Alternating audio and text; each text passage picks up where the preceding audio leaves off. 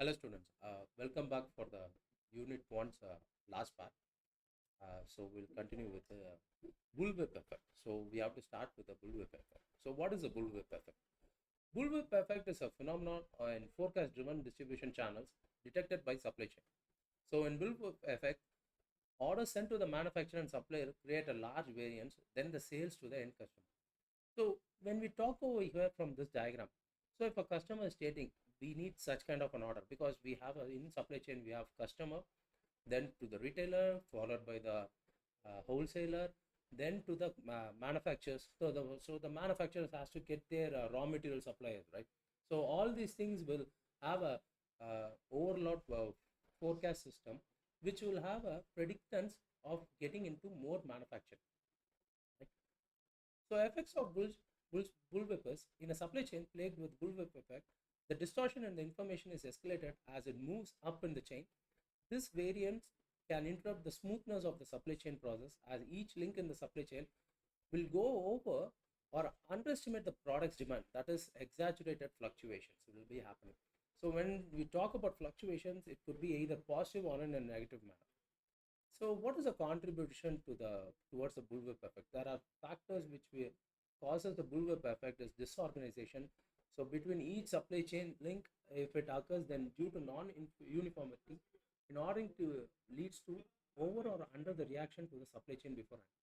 Lack of communication, as we know, then free return policies, customer orders more demands intentionally to meet their inventory but cancel in between when the supply becomes adequate. So this is one of the key phases. It has to be organized. Then order batching creates variability in the demand as there may be a surge in demand at some stage followed by no demand. So some symptoms of the bullwhip, as we see, excessive inventory comes to play, poor product forecasting, insufficient capacities, long backlogs, uncertain product planning. So these symptoms will create the bullwhip effect over there. So one of the excessive inventory, you have more inventory, more stocks, and you have no resource to store them up. Long backlogs will adequately keep those products in line, and you will not be able to meet up the demand. Uncertain product planning is like more like a starting with a wheel and ending up with the car. That is it's not a minimum viable product at all to start with. So when you start with a much smaller one and move towards a much bigger one, it's a much better and production planning.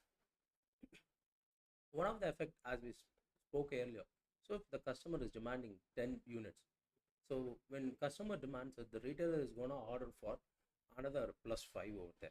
So when he's talking to a distributor or he has to buy it from a distributor, so the distributor order it's much more bigger. So he thinks that more retailers will come into play, so that we need to order much bigger. When a distributor is stating for a 40 units, the manufacturer has to go double it because he needs to maintain some inventories also and more distributors in play, which causes the manufacturer to produce 100 units. Maybe the demand was not that so big because we are reading the demand incorrectly. So this example is being over explained better over here. So the above example, actually the customer is given only 10 units, the retailer followed with 15 units to the distributor, adding a 5 units to ensure that they don't run out of stock. Over here, the inventory is stocked so that the 5 units are being placed under. When the supplier orders 40 units from the manufacturer so that to buy in bulk to ensure that stock to provide timely shipment to the retailer, also financial status also plays a huge role over here. The manufacturer then receives the order and it orders from their supplier in bulk because mass manufacturers cannot order in 40 units or lesser than that. So as we said, like they order it in 100 units so that to ensure economy of the sales in production and to meet the demand. Now 100 units have been produced to meet the demand of 10 units, which means that the retailer has to increase the demand by dropping the price or finding more customer, which causes the bullwhip effect. Either you need to have more floating population or the customers over there, or else you need to forecast exactly what is the need of demand, or else the bullwhip effect will be over there.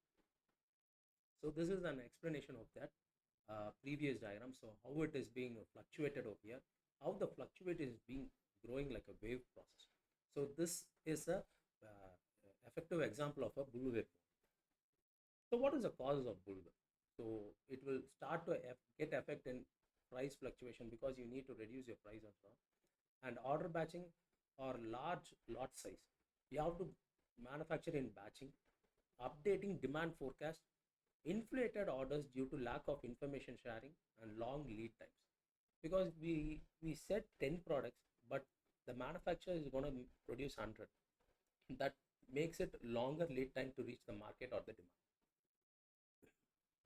So based on the order history, amount of safety stock contributes, bullwhip effect creates a lead time longer, fluctuation more significant.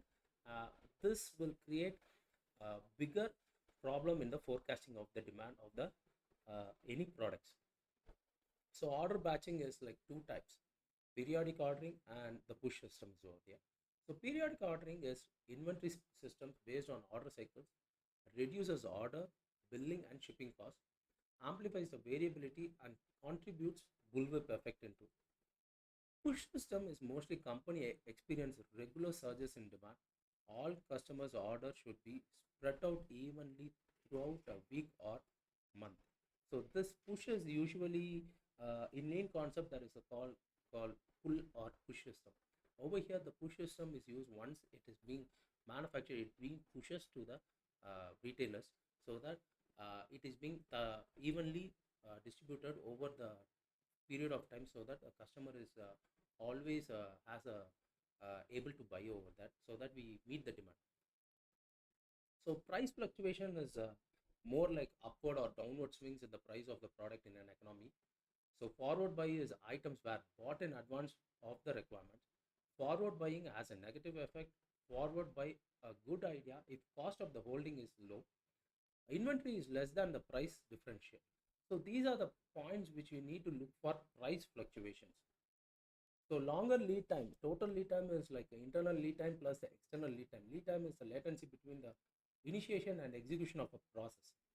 Internal lead time is the time required for the buying organization internal process to progress from the identification of a need to the issue of the purchase orders. External lead time is the time required for the supplying organization process, including any development required, manufacture, dispatch, and delivery. So longer lead times, the more time you need to take for reaching the market where the demand might not be existing over there at all. So we need to meet the demand at the right time. So that is one of the biggest deal with the bullwhip effect. So over here we saw the inflator or deflator thing. So how this is going to be happening when customer is exaggerating their real needs. When capacity constraints are removed, orders suddenly stop. When where demand exceeds manufacturing capacity leads to rationing of the order fulfillment. So these are the things which leads to inflated or deflated orders due to lack of information sharing. So how do we counteract the bullwhip effect? So avoid multiple demand forecasting updates. So do not exaggerate what the customer actually needs. Break the order batches. Do not bring in order batches. We make it in a flexible manufacturing systems. Stabilize the price. Information sharing between the firms along the entire supply chain to be accurate and timely. It means that from the raw material to the tier 2 manufacturers to the tier 1 manufacturers to the actual assemblers. So that is more important over here. Small order increments, focused demand and removal of sales incentives. So these are the few points which could counteract the bullwhip effect. So avoiding multiple demand forecast updates.